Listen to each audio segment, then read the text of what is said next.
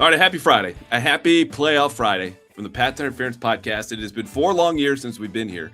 Actually, we've never been here in the history of this podcast with the Patriots in playoffs, which you remember that game at Buffalo, 47-17. Not one most people would like to remember. So we're instead going to go back 6-7 years, and the Patriots play at home, as they will against the Chargers Sunday night.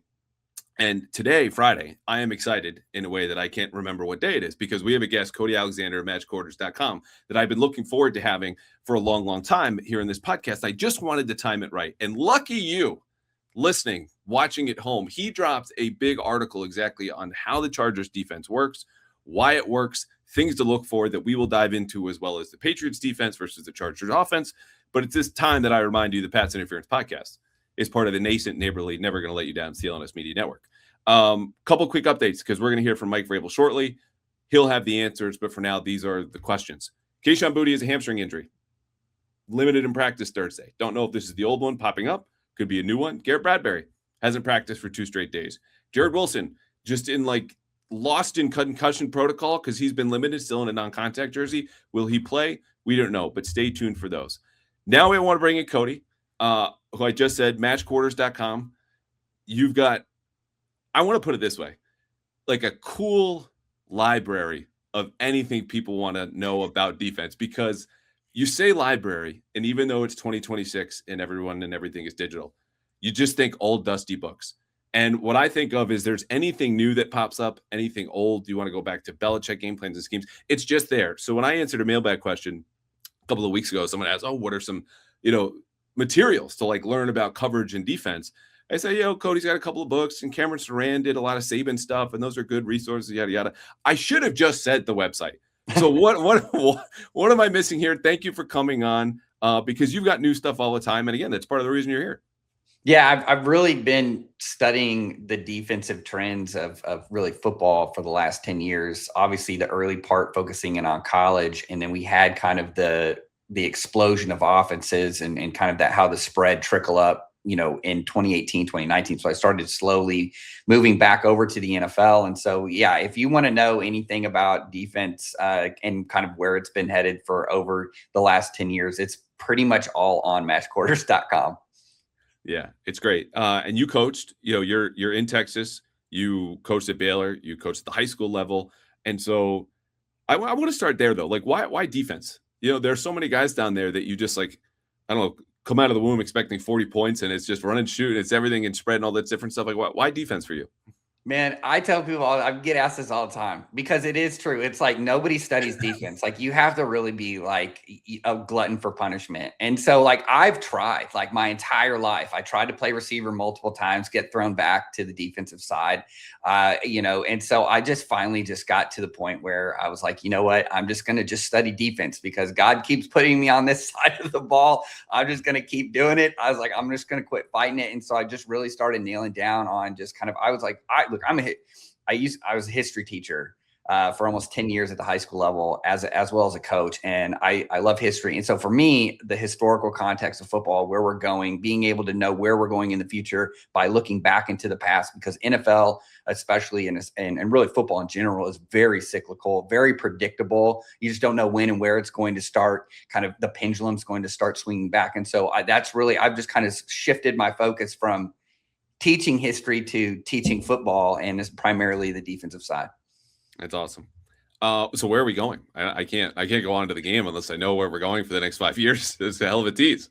Well, so here's the deal. This has happened multiple times throughout the NFL, where you kind of get spread happy, and spread is a very loose term here, because the NFL really hasn't had spread concepts really until about 2017, when the Eagles winning that Super Bowl in 2017, essentially running a college style offense, kind of opened the pathway for a lot of these other coordinators to get into this. I mean, even some of the stuff that Shanahan McVay are doing that everybody is just kind of excited about. I mean, we could even talk about the Patriots in the back in the day were running 12 personnel empty, which is very, very under. So we've had look, we've been having spread eras, Tampa 2 era where everybody goes light. Dan Marino kind of made everybody want to pass, West Coast offense, all of that. But we've had these expansions and contractions. Here we are again having a contraction, both in the sense that everybody's going heavy personnel, but also in the sense that we're everybody's getting tighter with condensed sets. The NFL game is played in the middle of the field, so there really is no leverage advantage of playing on the hash like you see at the high school and the college level. Well, what that means, though, is that the spread ain't dead. Like the spread won, guys. I hate to tell you, the spread won. We don't give $50 to $60 million to quarterbacks to sit there and hand the ball off to a running back that's only making about $5 to $6 million. So we're going to pass the ball. And I think we see this really, the Rams and the Seahawks, I think in particular, getting in 12 and 13 personnel to throw the ball. That to me is like, that just basically tells you where we are. Yeah. We're going to get to that because the Patriots have dabbled some, and I've talked about this before, and some of it's more of the jumbo stuff. They don't really get into traditional 13 because they just don't trust their third tight end. But there are overlapping reasons the Rams are doing that, and the Patriots are doing what we'll get to here in a second. The thing about this game is interesting, though, because you just have 2-star quarterbacks. And very often when that's the case, in my job, Cody, I want to dig deeper, sell something else. We all know who Justin Herbert is, who Drake Maye is, and what they can do. But then I come back around because then the second thing you hear is it's playoff football. You got to run the ball. You got to play defense. And like maybe that's true given what you just said and kind of where we're swinging back. But I don't want to do the cliche obvious stuff. Like you surely have something that interests you and kind of tickles your football brain, your history teacher brain. You're looking at this game and it's not Herbert, it's not May, it's not running, it's not cliche. What is it? What interests you most about this game?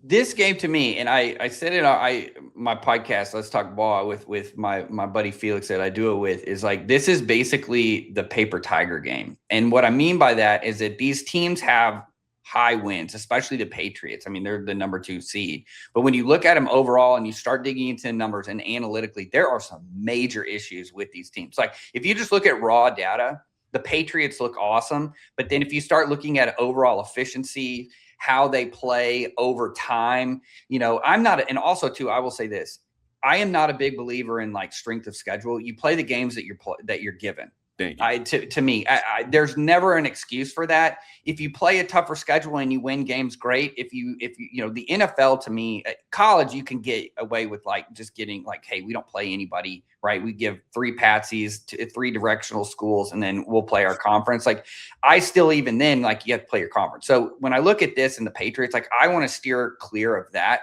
You win the games that you're in.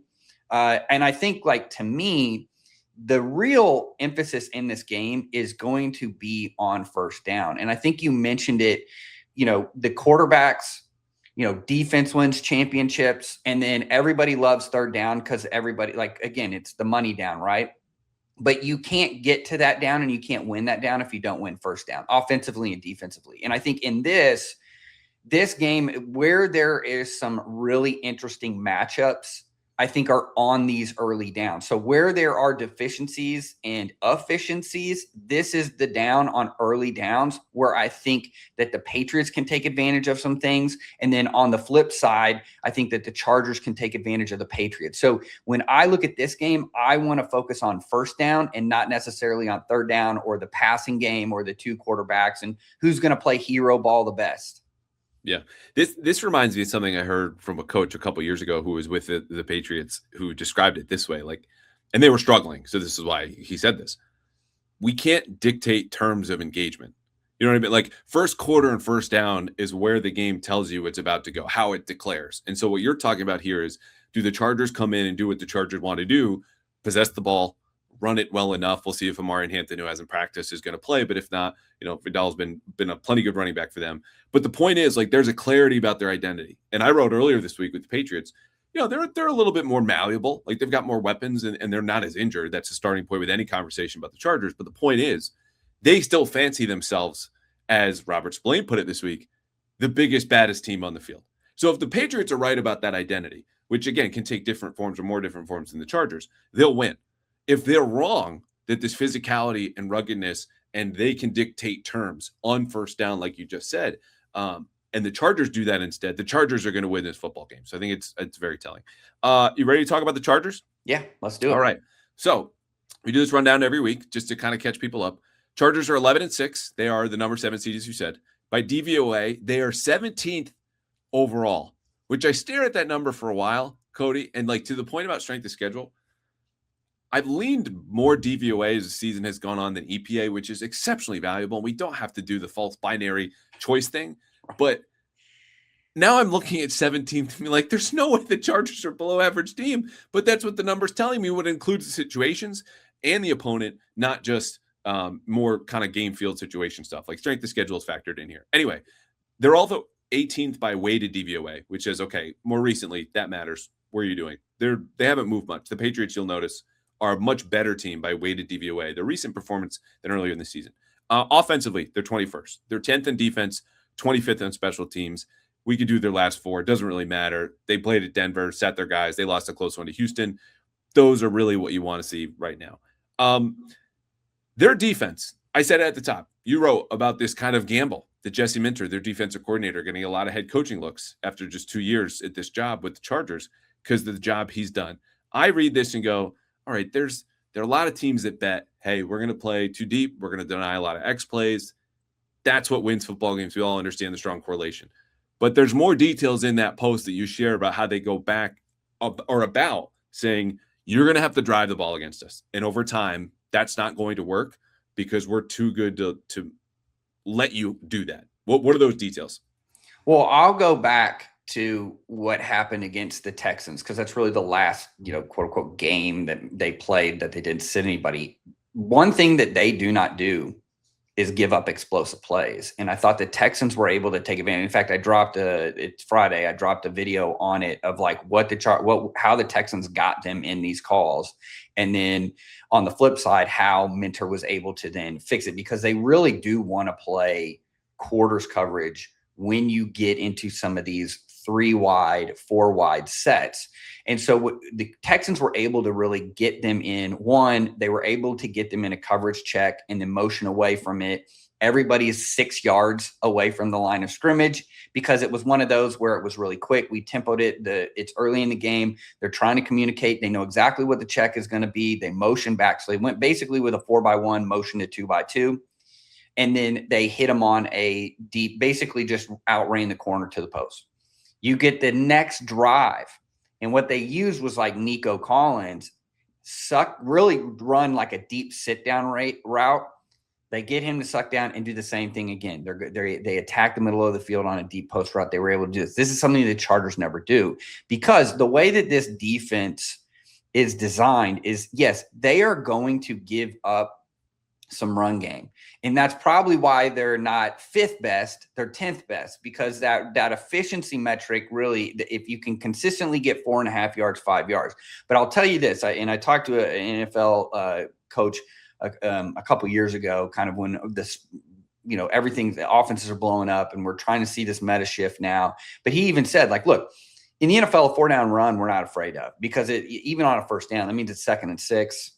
You're probably going to throw the ball. We can play defense. We can kind of dictate the terms. And also with running, like eventually you're going to either get a holding call, you're going to get a stuff, you could fumble the ball. There's a lot of things that can go down. And really there's like an adage of you throw to score, you run to win. And so I think like people understand that and people are trying to score. And if you can't score, you get down, you have to start passing. And so I go back to the Texans game. They were able to fix those problems.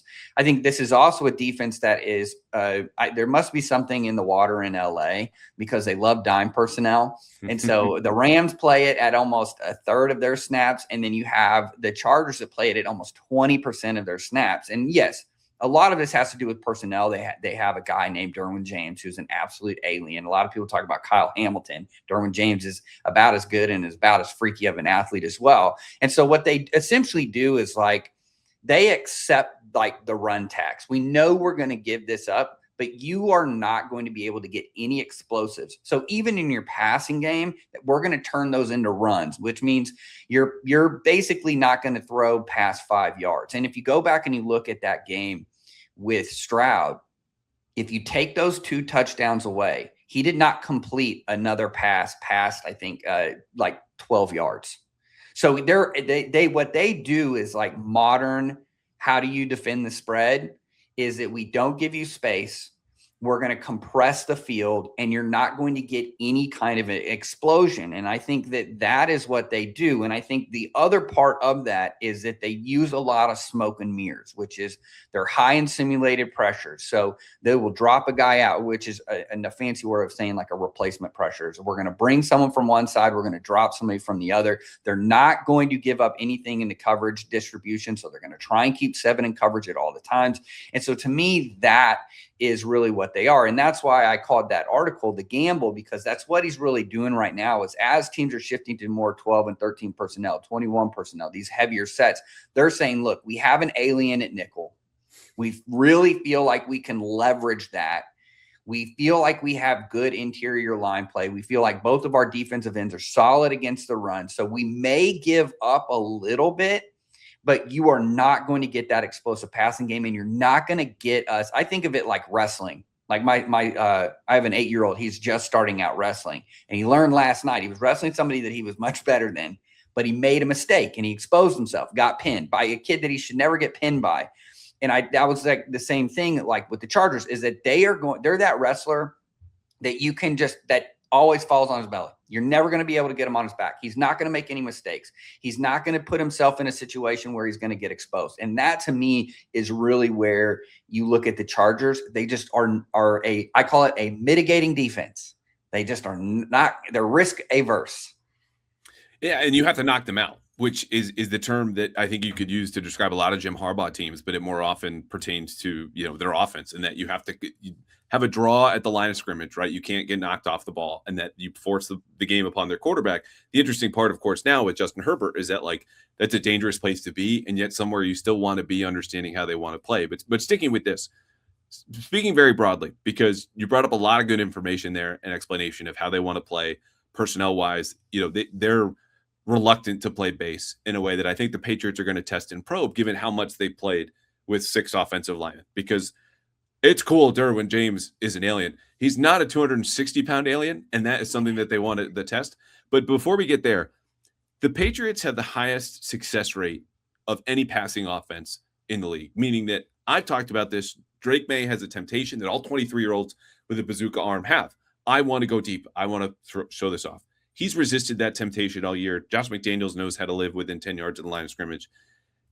Is this going to be effective, this kind of gamble against an offense that I think has worked itself to a point of maturity to say, we get our explosive plays, don't get us wrong, but if we have to play this game, we can do that too? I think that's the superpower in modern football. I go back to the Carolina Panthers playing the Packers. How could they have beaten the Packers, right? The Packers were rolling. They looked really good. Jordan Love, it looked like the best offense in the NFL, right? Well, everybody knows if you just play coverage, Jordan Love's going to throw you the ball because he gets impatient. He wants to throw the ball deep, and he does. He'll just throw it to the defense. And I think that's the superpower for May. And I think that's the difference when you look at this, because it's the same thing like talking about another young quarterback like Bo Nix. Okay, well, he may not throw the deep ball all the time. Okay, well, that's great. Patrick Mahomes too.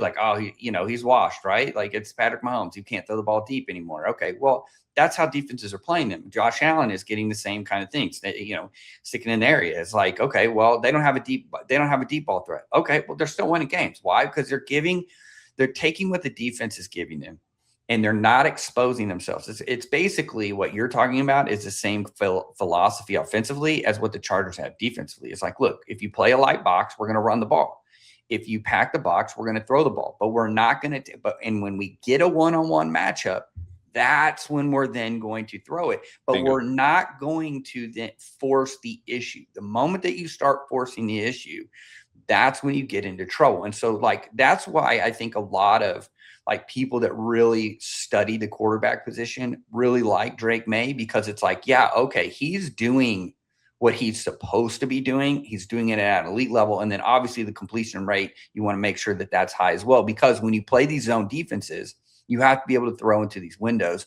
And that to me, you kind of put it there, is that these are essentially two philosophies that believe in the same thing, and they're about to go smash into each other. Yeah, and that's the cool part is okay, you want to dare us to do this. Dare accepted. Challenge accepted. But how that gets there in the first quarter, to our original point of how do you dictate terms first down and first quarter, I don't think is going to have a whole lot to do with Drake Maye, because when you look at the Chargers run defense, most metrics are going to tell you it's pretty good. And it is. That's exactly why. And the Patriots players I've spoken with this week go, look, their edges are a problem. Like those are the guys we're chiefly concerned about. Obviously, from a passer standpoint, though, Khalil Mack is not the Khalil Mack you remember, but they've got depth there, always there. It's the thing is, though, they're about average in terms of success rate allowed to opponents who do run the ball. So there's a patience here that I think the Patriots can bank on with running the ball and enough success that is even maybe a little bit more than the Chargers want. But what's really going to push their buttons if this does work is when the Patriots go 6 offensive linemen. Because I talked about this on Monday. They're doing this now at a rate that is not just, it's a game plan wrinkle week to week. We kind of figure out what we want to do. They do this 25% of the time. They're good at it, averaging 8.7 yards per carry over that stretch. And they've only tapped into the play action stuff. So how often McDaniels, who I think will go to this early, to say, yeah, we're going to bulk up, we're going to run. We're not getting 4. We're going for 5 or 6 here. And then when you come down into the box, we'll do exactly what you just said. We're going to go over the top and hit you over play action. Where are you there, both with the 6 offensive lineman piece and what the Patriots have been up to, which is their version of the 12-13 stuff we were talking about earlier with the Rams and the Seahawks, and then play action, where the Chargers, set the running numbers aside, are actually bottom 10 in the league by a lot of metrics lately against play action. Yeah, I think this is the battleground. Like this to me, you hit the nail on the head. Like this is going to be the battleground of it's the classic game of chicken. Or I'm going to stall. It's like, no, you go first. No, you go first. You go, like, it's like, no. So it's who can wait it out the most. And then who can decide, like, we're going to live in this. And I think like, it's really interesting. This game may take 2 hours to play because if this is really the way that the Chargers have flipped. Now, if you remember the beginning of the year, the Chargers were passing the ball at a rate that everybody's like, what is this, a Big 12 team? Like, what are we doing? Like, who kidnapped Greg Roman and who put who was calling plays? Greg Roman went back to college and he learned how to throw the ball, right? Like everybody's like, whoa, what's going on? But then obviously injuries, they realize, okay, we got to go back to the bully ball mentality. I think that's the way, if you go and you really look at the Patriots, when it got like, hey, this is a must-have it game. We got to win this game. We got to do this. What do they get? Hey, let's make this game ugly. I think this game is going to be an old school knockdown drag out. And I really agree with you that this in particular, if 25% of your snaps are going to be with 6 offensive linemen, you're daring the Chargers to get away from what they are. You're making them left-handed on defense, which is playing base, playing with 3 linebackers, pulling Derwin James back in there, getting into more single high coverages. To me, that's going to be the key. This is not a team that I see is going to flip the switch and get into a bunch of 6-1 and play and keep their quarters on the back end to kind of create that layering. Basically what the Patriots did to Sean McVay in the Super Bowl. Like, I don't see them coming out with that defense. I think they're going to try and wait it out, see if they can survive. And that if the Patriots are successful and can get them to really get left-handed and essentially get into base defense, then I think that you're going to see the Patriots be successful. Yeah, and the Chargers' numbers are still good in base defense. You're talking about playing with 4 defensive backs, but it's not where they want to live. Like, there's a reason they're over 80% in every other personnel grouping combined relative to base defense. That's where they want to live. That's their personnel groupings. Inevitably, though, they will get to third down. And this is where we heard from Josh McDaniels yesterday, and he had mentioned that they make it as complicated as anyone does. And you hit on this with some of the sim pressure stuff, meaning, again, for people who are unfamiliar, this is the presentation of a blitz. Then you'll have a defender in the line of scrimmage drop off, replaced by a rusher, a linebacker, safety, corner coming in from a different place. So the number of rushers is still 4. But the way that you get to this, in addition to the feigning of pressure up front, is different. Creepers are adjacent in a way that you don't show pressure, but you still bring forward that combination of one guy drops out and somebody else comes in. And McDaniel said something that caught my attention, which was, the complexity point, but also like they know your rules and really stress them and try to break them. And that interests me here because Maye is going to have to sift through coverage in a way he's done a pretty good job this year. But this is not, they spun a safety down at the last second. I thought we were dealing with split safety. Now it's post safety. This is going to be, how did he rush from over there? And I'm really curious how the Chargers approach this defensively. And part of me just wants to ask you, how would you treat Drake Maye on third down? Because I've advocated for man coverage, understanding the scrambling threat, which they've done a little bit more lately. It's about 40% over the last 2 months, according to The Athletic. But again, talk about worlds they don't want to live in. That's not who they are. So what do you expect on third down, and what would you do? Yeah, so I think if it's a short yardage, what they love to do is we'll go short to long. I think in short yardage, what they really love to do is basically max fit everything. They're just going to send. That's when you really see the aggression. This is the 5-man pressure, 6-man pressure. They're really trying to clog every gap. They're going to play man coverage on the back end. Really play extra tight and really load up in the box to the run. I think as you go down, like the medium downs, like you said, they're really a 60-40 split man versus zone. And so that is where the complications come in. So that's where you get, I don't really know what we're going to get, because I don't know if we're going to get some sort of a cover 2. Are we going to get cover 3 here? Are we going to get man coverage? And I can't really tell when and where they're going to do it, because that's the other part of this split is that, yes, they're running man coverage, but that 60% could be cover 3, could be cover 2, could be quarters, could be anything else. So what you get is a lot of diversity within this. And so even in their cover 1, they're going to have somebody where they're dropping into, whether it's the intermediate for a crossing route, it's low for some sort of a shallow. They're going to have what's called a rat, which is basically a backstop. Think of it as a backstop. So if something goes through the middle of the field, they're going to have somebody on the other side that's sitting there waiting to collect it. And so that's really where Maye is going to have to work and this is why we've had the argument now for almost like 2 months about pure progression versus split field reads and all this stuff. Like it's kind of like, look, that's the offensive version of run fits. It's religion and politics. And like, why are we arguing about things that you're never going to change people's minds? But yeah, it's a typical Twitter, right? Like This could be a very neat football conversation of, would you rather go with the traditional progression, you need first 1 to 2 to 3, regardless of what's going on, or the McDaniels approach of like, we're going to look for all of the clues. This could change post snap. You're going to have to read it the same as the receiver. And the defense is going to dictate where we go, which in theory, it's great if you're right. And that's where the reading comes in for Maye here. But anyway, I interrupted. Go on. No, but that's kind of where it looks like, okay, I think we could take advantage of this, but it's not. This isn't one of those deals where, oh, we know it's 80% zone and most of that split field, or hey, this is they just lock it up like a lot of teams. Like, hey, they're just going to run cover 1 here. It's third and 6. We know that they're just going to run cover 1. So now we got all our 1 beaters, or like the Seahawks did to the 49ers, we're going to run on 3rd down. And so you can see like that is a deal. I do think too with the scrambling ability, it really changes you. And if you don't understand why is cover 1 bad against scrambling quarterbacks, your quarterback player in cover 1 is the post safety.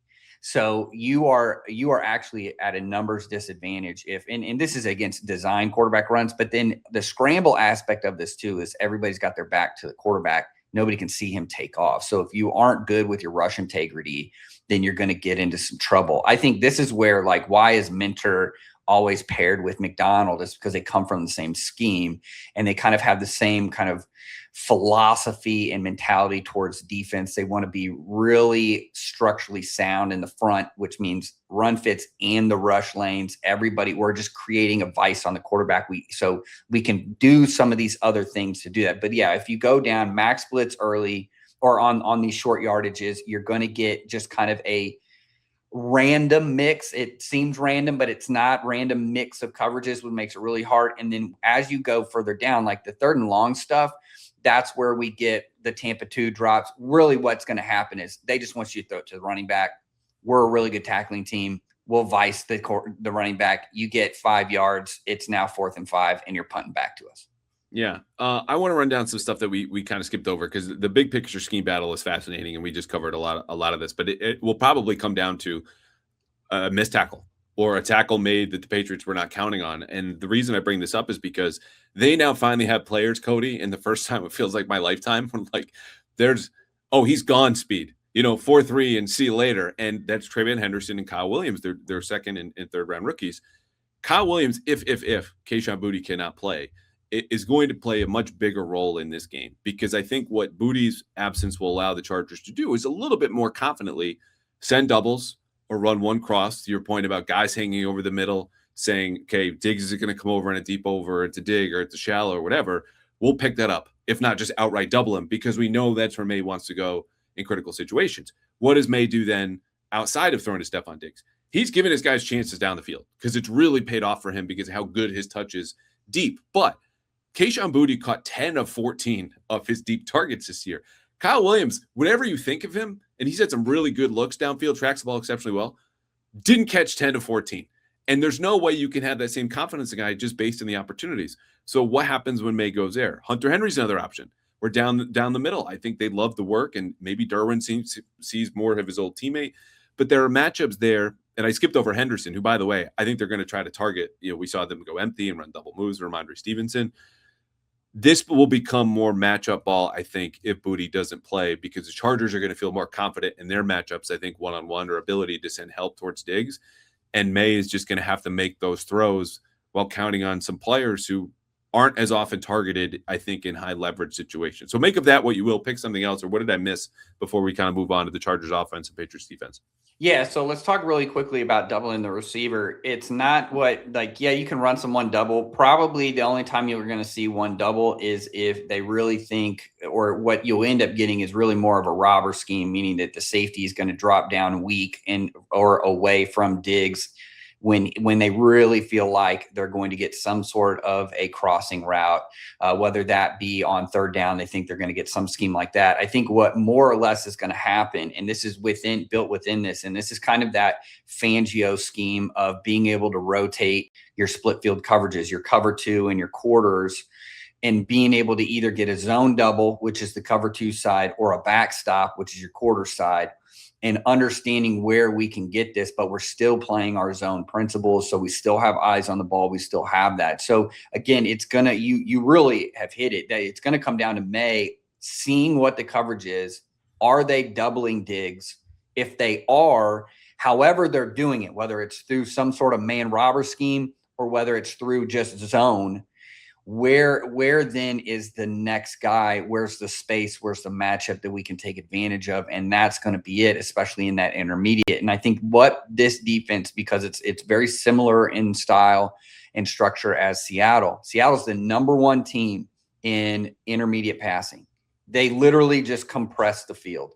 And you have to throw everything outside and deep, which is low percentage. And I think that, to me, why are the Houston Texans so good is because they run a lot of quarters, they run a lot of cover two, and they want you to go outside and deep, and those are low percentage throws. The Chargers are built in the same cloth. That's why, again, their passing defense, though outside of Derwin James, you're kind of looking at that secondary and it's like, okay, not really a star power, but they do everything technically sound. They make sure nobody is out of where they're supposed to be, and they really constrain that space, which, again, modern defense is about constraining space. Modern offense is about creating space. So that kind of cat and mouse game, like you said, Maye's going to have to throw darts. He's going to have to make sure I see the double really quickly, or I see the concept of what they're trying to do, and then we can then pivot off of that and find somebody, and then the receiver's got to catch the ball. Yeah. And who knows, that might mean Austin Hooper down the seam, right? Like, especially if they're going to play, some 3 week or whatever it might be, because then there go the seams, and he's had a couple of catches down there. So it's like a lot of playoff games where we can talk about all the bigger players, and then there's, so-and-so came out of the blue, or like Thayer Munford. There's 6 offensive linemen who also didn't practice yesterday, I should have mentioned, but in these jumbo sets, they haven't really thrown to the big guys yet. And I have to think that's coming as this kind of long con of the season, which it's not like Jesse Minter would be caught by surprise. Oh my God, Josh McDaniel threw to an offensive lineman. But you haven't done it yet. Right. So that might be in store here. And the last thing I'll say is this, again, it's as much, if they can run the ball without, forget the 6 offensive linemen, if they can just run the ball the way that they have been, because Ramondre Stevenson deserves a little bit more conversation here. Again, dictating terms in the simplest ways is going to give them control over the rest of the game. I don't think that's going to happen, but just the way that he's been playing has to be noted, because it's not just the 4, 5, 6 yards of carry, though they got that last weekend. It's the explosives. How they get there is a different story, but there's enough here where they can go around. And the game of chicken, the way that you put it, like the further we dive, there's just more games and more chickens that we keep finding, because, it's okay. Go ahead and run with Ramondre, or go ahead, throw this slot fade to Diggs or whomever, or Kyle Williams. Like, Maye can make that ball, and they'll be happy to do it. And the Chargers will be happy to sit back and I don't know. We'll see. I don't think I heard from you though how you would just really quickly, you get a whole week or a month or whatever, 2 weeks to draw up a game plan for Drake Maye. Like there's no great answer. We're at a pick your poison stage with him. But what would be your answer? Well, I think with young quarterbacks in pressure situations, you make them play quarterback. I think that's really what this is. And I think the best thing for the Chargers to do is to not change. Be who you are. Don't try and get cute. I think a lot of teams and I think a lot of fans are like, okay, these guys are going to get cute. They've self-scouted. They're going to completely change it up. And look, there are instances where we've shown one thing, but we're going to do it completely different. Those to me that's the ace in your pocket, right? Like that's what I'm going to, hey, I have a gotta have it. We've done this exactly in the situation. This game is tight.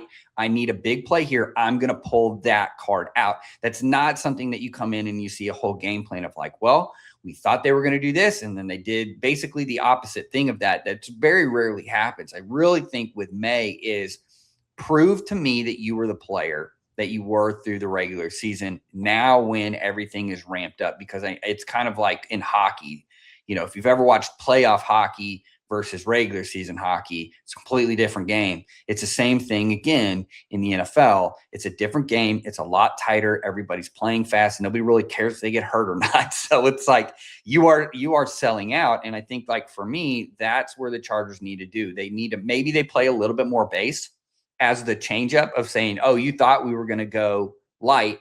We ended up not. Now we're in base. Maybe we jump into some different structures. Maybe we get a little bit more into a 3-4 look instead of a 4-3 look, doing different things.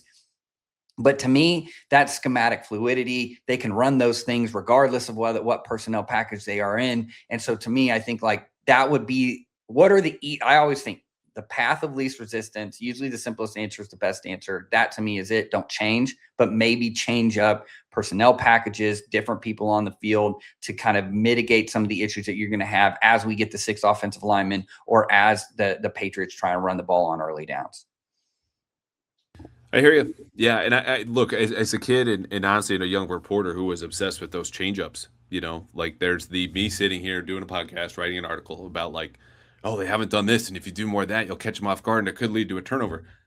The guys on the field have to do it. You know what I mean? And then if it busts and you have a miscommunication, not because, as you gave an example, the Texans broke your rules or understand what you're going to check to versus 4x1, you motion to 2x2, you just blew it. How are you going to feel after that? Not great. So I get that piece. All right, let's go on to the Chargers offense versus the Patriots defense. And this is a battle that, look, if you are the Patriots, or you're a Patriots fan, I should say, you feel more confident than, frankly, I do, that they will blow them out. They'll handle this. You have more belief in the Patriots defense that could flip this game into a blowout than I do. And we'll get to why they could do that here in a second. But first, it's been a while on this podcast. We haven't mentioned Prizepicks, though we mention it every week because they sponsor this podcast and then they do a great job. Prizepicks is giving you a lot of offers over this season, but I will tell you, you will not find a better one than you have this weekend, where regardless of what the Patriots do, win or lose, you can win. Because Prizepicks asks you to, oh, hey, you come, you visit, you build a lineup, 2 to 6 players, you pick a stat, you go more than, less than. If you think Caleb Williams is going to throw for more than 1 yard, I am going to compel you, urge you, tell you, go to Prizepicks because that's available. Caleb Williams, more than 1 passing yard, is a square you can lock into your lineup over at Prizepicks. Then you pick 1 player and 1 stat, you go more than, less than, and that's it. And we're going to give you a lineup here at the end of this ad read. But before we get to that, I have to remind you, too, they have a new feature where if you're new to this and you're unsure, because, look, watching sports is fun. Watching sports and winning money is doubly fun, but it's a little scary. There are early payouts where if you build a 3-player lineup, Caleb Williams and a Patriot and a Charger, whatever, if the first 2 hit, you can cash out at Prizepicks right now. And if you have not started at Prizepicks, here's the best deal. In addition to the early payouts, in addition to everything that we just covered, if you download the Prizepicks app today and use code CLNS, you get $50, 50 in lineups after you play your first $5 lineup. That's code CLNS to get $50 in lineups after you play your first $5 lineup, including Caleb Williams, more than 1 passing yard. Prizepicks, it's good to be right. I only have one other pick there because everyone should take the free one. That's the freebie. This is the big oak square in the middle of your card. I think Justin Herbert's going to run around here because he's just going to have to, and they have him around 28 yards. I'm going to go more than, and look, there's always pick your favorite Patriots offensive player. I'd go Hunter Henry more than receiving yards is another safe bet. What do you make of Justin Herbert scrambling before we talk about how good and great he's been despite having like 1.5 hands functionally? No, that's going to be a huge deal in this game. And in fact, that's kind of what has powered this offense, is really his ability to, when nobody's open, to then run the ball. I think people forget how athletic he actually is. And he's really kind of displayed that this year as he's had to kind of run around the pocket and then run down the field. Yeah. Herbert, invites the best and the worst discourse I think we have in football, right? Like if you turned into First Take, which you never have to. We don't have to listen to Cam Newton say things about other quarterbacks because they're increasingly unreasonable. But setting Cam Newton aside, the conversation is about playoff loser or choker, this and that. And it was bad against the Texans last year. Don't get me wrong. I'm not particularly interested, though, Cody, in a 2-game sample to just label what a quarterback is or isn't. I'd rather take the longer look. In the longer look and the deeper numbers and the underlying stuff would tell you Justin Herbert's freaking awesome and a real threat to the Patriots if he protects the football, creates, as you and I just agreed, is going to happen with the scrambling and the rushing yards, and hit a couple of throws that you just go, man, what the hell are we supposed to do with that? And people, as we all focus on the offensive line in front of him that has kept him from being even better this year, you look at the receivers, and I think there's an underrated aspect here because of the way they can spread the ball around. But they're all playing that well because he knows where to go with the ball. Am I right? Or what are we missing about Justin Herbert, who I think is totally fairly a top 6 quarterback at worst every single year, but doesn't get treated as such? It's the QB wins debate every year. I think Trevor Lawrence is going to have to deal with this as well. Like, what happens if Trevor Lawrence goes and lays an egg against the Bills? Everybody's like, well, told you. There you go. We told you that Trevor Lawrence is terrible. Liam Cohen can't, polish that. I think Herbert's in the same boat. Every quarterback has had to deal with this at some point early in their careers. Like, if you don't win and you can do whatever you want. I'm in Dallas, so I hear about Dak. You can't have a football show without Dak legacy. So we officially made this a football show for you. Thank you for christening the show. Yes, I'm just letting you know. Okay, we officially made it. You could audition for an ESPN producer on First Take, where like it is July and nothing is happening, and Dak's legacy is somehow on the line yet again. So very right. Yeah. But he's a great example of it too. Can't win a playoff game, right? So everybody thinks that you either think he's a bum or you think he's really good, and I think that that's just kind of where we are. But here's the thing: if Justin Herbert is not playing quarterback, this is a bottom 10 team in the NFL. Period. End of story. It's not even close. Give them some of these other quarterbacks that are around there. This is not going to be a very good season for the Chargers. I think he's been able to will them to this. They've had to pivot back to running the ball, not because of Justin Herbert's production. It was because of the injuries to the tackles. Go look at their early work. This was one of the best passing offenses. Yes, Quentin Johnson was actually catching passes. Ladd McConkey looked like he was going to have another 1,000 yards. I mean, even Keenan Allen, the old man Keenan Allen, is basically a tight end out there running routes. He was having a lot of production. So I think, like, you look at that, look at the early work, don't look at the late work, and then look at the big picture overall. I think Herbert is one of the better, and he is kind of been a Josh Allen of like, or a Patrick Mahomes of where I'm just going to Superman this thing. I'm going to get us over the hump every single week, and they're really winning because of him and not winning in spite of him. Yeah, and look, he's thrown, I think, 13 interceptions, but you talk about the deeper numbers, tell a different story with him. And it's not because Justin Herbert's mom has paid off the deeper numbers. They just are what they are, and they look good. He is the 4th lowest turnover-worthy play percentage, something I said last week, but I think just deserves repeating. This is not, as you said, Jordan Love, we play enough quarters, we play enough cover 2. He's just going to throw it to us.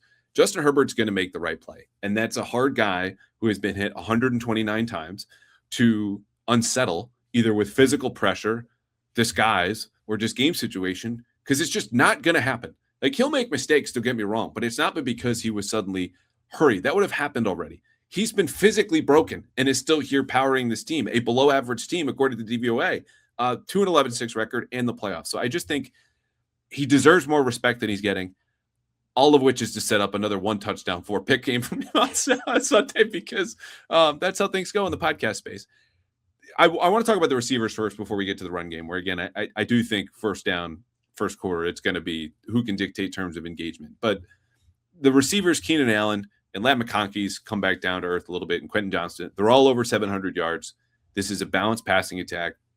Rondé Gadsden's over 600 as their tight end. The Patriots are going to have a matchup they don't feel great about in obvious passing situations. What are you doing if you're them, understanding that this is not a super complex defense as some of the numbers you showed, but they will move Christian Gonzalez around on third down? What do you think they'll do, and what do you think they should do? Well, I think you take Keenan Allen out of it. He gets 25% of their target share. That's a quarter of their targets. I think he's that's who his safety blanket is. If you're going to follow a guy, you do that. They may not start if they really think that they'll tell you what they think about the passing game, I think, from the very beginning of the game. So if they come out, the Patriots are like, we're just going to play defense. We're going to put Christian Gonzalez into the boundary or away from the passing strength. And then we're just going to play defense. Then I think they feel like they can win that and they can win up front. And they're just kind of not going to worry about it. If he's going to get his catches, he's 25 target share. He's going to get a lot of those catches. That's fine, whatever.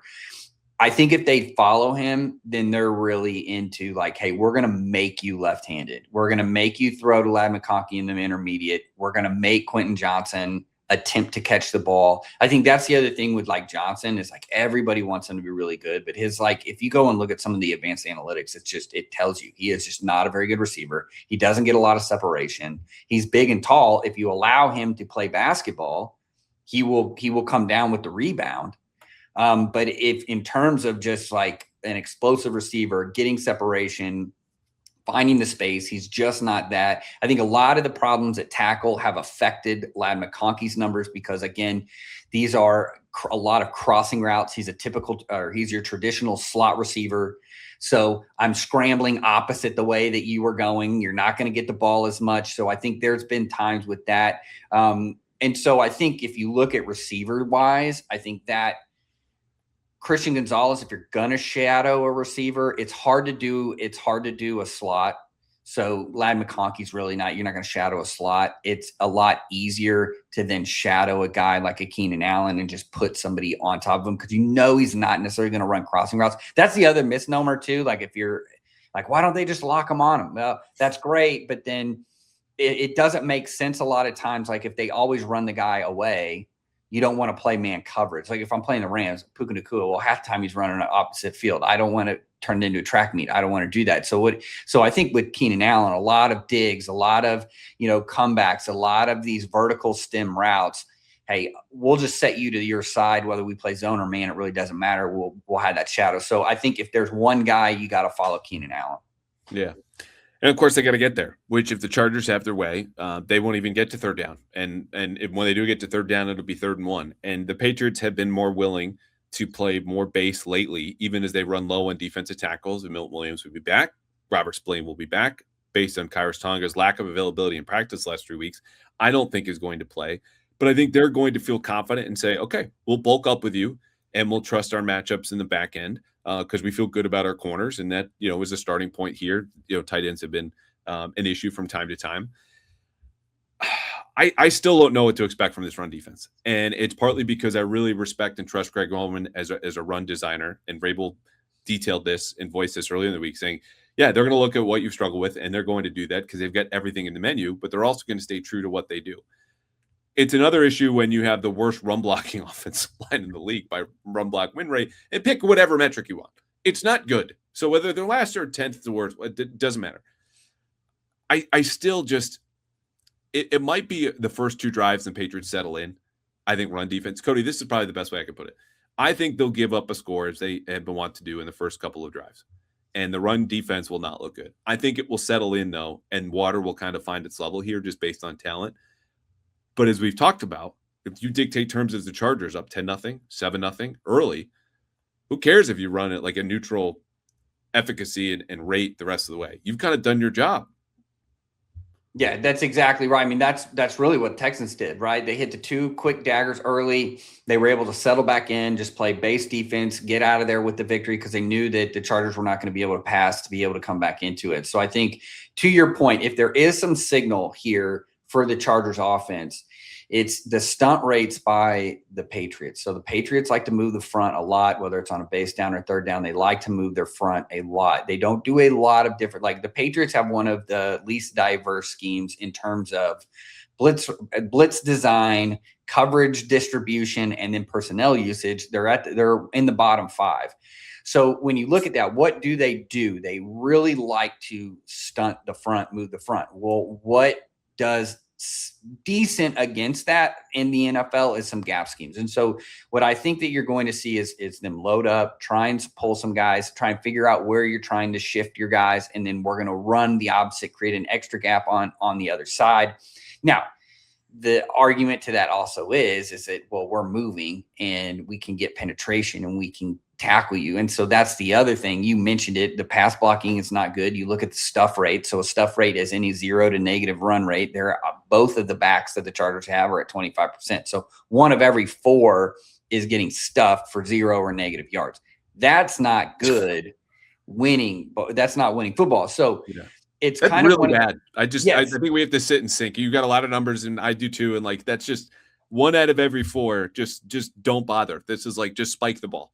Right, exactly. So I think like if they're able to kind of use those stunts against them, or if they're able to win some of these, like you said, some of the injuries up front with the Patriots, if they're able to kind of mitigate that and kind of keep on track on early downs, it will go back to the beginning of the show. That's the matchup in this, is on both sides of the ball, is who can win the early down matchups. And for the Chargers, if there is one signal, it's we need to probably get heavy. We need to pull some linemen, and we need to try and use that movement against the Patriots. Yeah, and it's tough. I mean, Herbert obviously sat last week. He'll be healthier. So there is a case where if they wanted to go pass happy early and just kind of test you and dictate terms that way, you could see it. Again, they've shown a willingness to do this. But I do think you never stray that far from your identity in the playoffs, and that is what they want to do. Are there any players defensively for the Patriots? Like we all talk about Christian Gonzalez, and I've talked too much about K'Lavon Chaisson that some people in my life have sat me down and said, "Can we just calm down here?" Like he's very good. Kidding, but who do you like on the Patriots defense that could play a bigger role here on Sunday? Well, I really do think having Robert Spillane is just a massive upgrade just overall. I cannot believe that the Raiders let him walk. And then I thought he was one of the better free agent pickups in the offseason, just because he is your true Mike. Like he's not going to make a lot of mistakes. He's going to be a tackling machine. He's going to make sure that everybody gets lined up. And so he has really been somebody that I like, and I when I watch this defense, is that he's a good, solid player. And I think at the second level, those are really, really rare, and he's one of those. I think another person that I love is Barmore. He's obviously one of the best interior defensive linemen when he's healthy and when he's playing. And I think when you're thick through the middle and you have a good middle part of your defense, you end up being a solid defense. So Milton Williams being able to be in there, Barmore having him, then you stack Spillane behind him. That becomes a really, really tough defense to get anything moving forward, because you can't go vertically. Everything has to go horizontally. And then that's when kind of the speed of the defense comes into play in the back end. Yeah. You mentioned Barmore. These are where the underlying metrics I kind of separate from, because in watching his tape, I do see some of the pressure numbers. Next Gen Stats, Pro Football Focus will tell you, but it's just kind of a softer pressure, and that there's not a lot of contact with the quarterback, either with sacks or after the fact with a quarterback hit.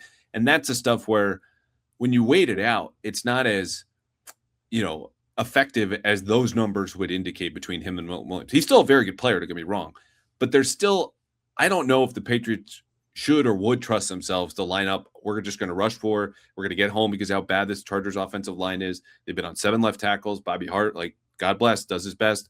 And they've got other guys who are trying. But if it doesn't get home, that's a real problem. And I'm curious, aside from all the stunting that they do, what might be the levers that they pull to boost this pass rush, which again should be an area where they have an advantage because of Barmore, because of Milton Williams, K'Lavon Chaisson, and Harold Landry is going to come back. And I think that's a really underrated add for them after 2 weeks of rest.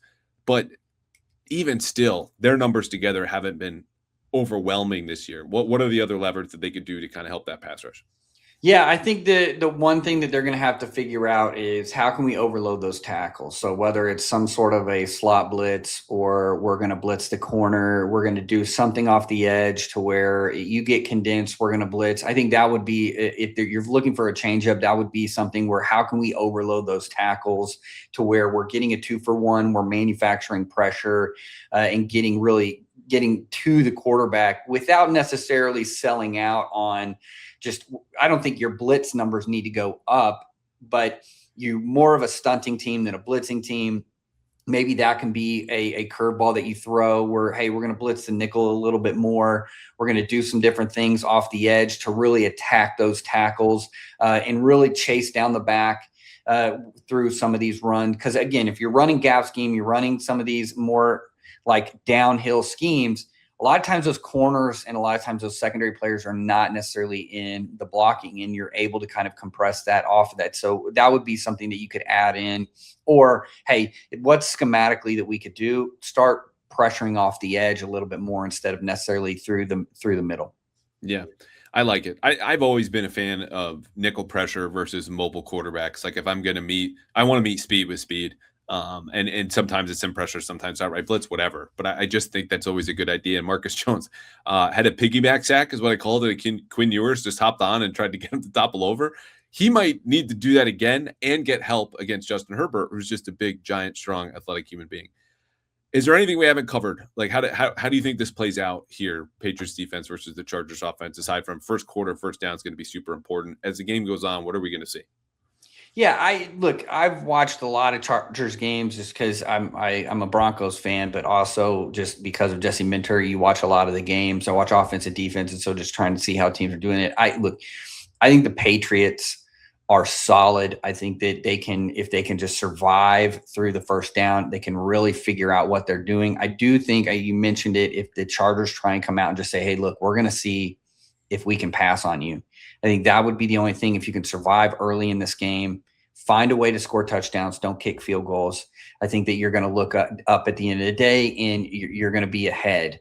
And I think that's really what you want. You want to be able to be ahead in the fourth quarter, really sit back and kind of run that clock. This is going to be an ugly game, I think. I have a feeling that it's going to be an ugly game, just in a sense that this is going to be an old school matchup where they're going to try and establish a run. They're going to try and be safe in the passing game. You're not going to see a lot of throws deep downfield just because the Chargers don't allow it. And I just don't think that the Chargers have the ability to protect that much. So to me, I think that's where I get signal on this with the offense.